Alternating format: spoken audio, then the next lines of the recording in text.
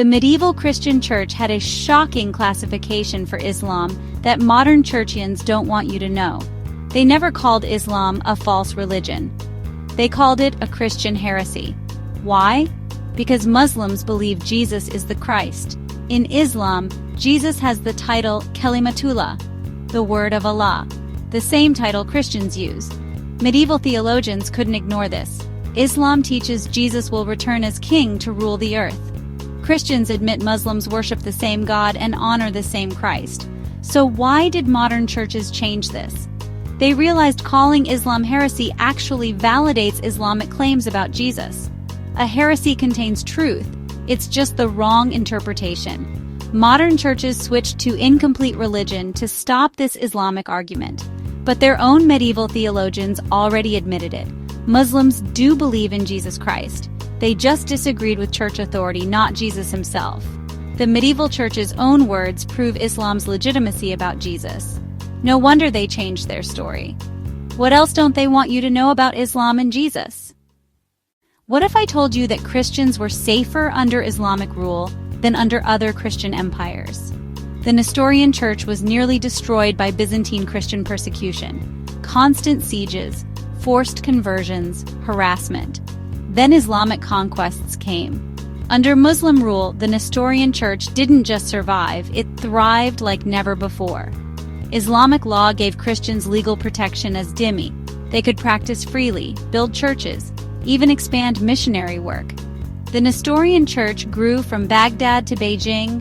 They converted Mongol warriors, built the largest Christian network in history. Jewish communities also flourished under Islamic rule. Spain's Golden Age saw Jews and Christians prosper under Muslim protection. Meanwhile, Christian empires were selling fellow Christians into slavery for demographic control, fearing they'd start independent churches. The same Catholic and Orthodox churches that claimed to love Christians conspired to destroy the Nestorian church out of jealousy. History reveals the truth. Islamic civilization protected Christians better than so-called Christian empires ever did. Who really followed Christ's message of protection and love? The evidence might surprise you. The medieval church called Islam a Christian heresy, not a false religion. Here's why that admission reveals everything about Christianity's true nature. They admitted Muslims believe in Jesus Christ and his kingship, but when modern churches realized this validates Islamic claims, they quietly changed their story. Welcome to the empire behind the cross, where truth is sacrificed for institutional power. Meet the Church of the East, called Nestorian by their enemies. Before Islam, they were being destroyed by Byzantine Christian persecution, constant sieges, forced conversions, harassment. The Christian Byzantine Empire was systematically eliminating fellow Christians for doctrinal differences. Then Islamic conquests arrived. Under Muslim rule, the Nestorian church didn't just survive, they exploded across Asia. Islamic law gave them legal protection as a dhimmi. They could practice freely, build churches, even convert Mongol warriors to Christianity. The irony? Islam gave Christians more religious freedom than Christian empires ever did. But this created a problem.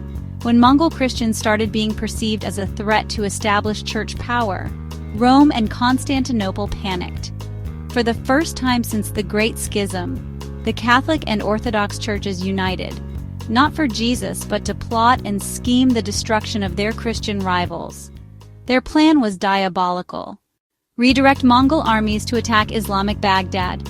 Two birds, one stone, eliminate the Nestorians' protectors and weaken Islam.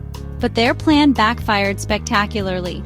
Instead of destroying Islam, the Mongols converted to Islam, making it stronger than ever. The established churches had eliminated their Christian competition, but created a much more powerful Islamic adversary. Genius strategy, right? This wasn't isolated. The Byzantine Empire routinely sold fellow Orthodox Christians, Cumans, Kipchaks, Georgians, into slavery. Why? Demographic control. They feared if these populations grew large enough, they'd demand their own independent Orthodox churches. Better to sell your fellow Christians into bondage than risk losing institutional control. This is Christianity as empire management. Meanwhile, Jewish communities flourished under Islamic protection. Spain's Golden Age saw unprecedented religious diversity and prosperity. Fast forward to today. The same imperial psychology drives modern church apologetics, just with more sophisticated methods. Remember that heresy classification? Modern churches realized it was backfiring. Muslims were using it for dawah, Islamic evangelism. Your own medieval theologians admitted were Christians who got it right. This was devastating to Christian apologetics. Solution? Vatican II quietly shifted the language. Islam went from Christian heresy to incomplete religion. Same superiority, better PR. This wasn't theological development, it was damage control. Block Islamic arguments while maintaining diplomatic relations. Multiple audiences, multiple messages. Tell believers Christianity is superior. Tell Muslims it's respectful dialogue. Classic imperial manipulation. The pattern is clear. Christianity became a tool for cultural and linguistic domination. Jesus' message was weaponized for empire building. From selling Christians into slavery to semantic manipulation, the same psychology persists. Institutional survival above all else, including truth.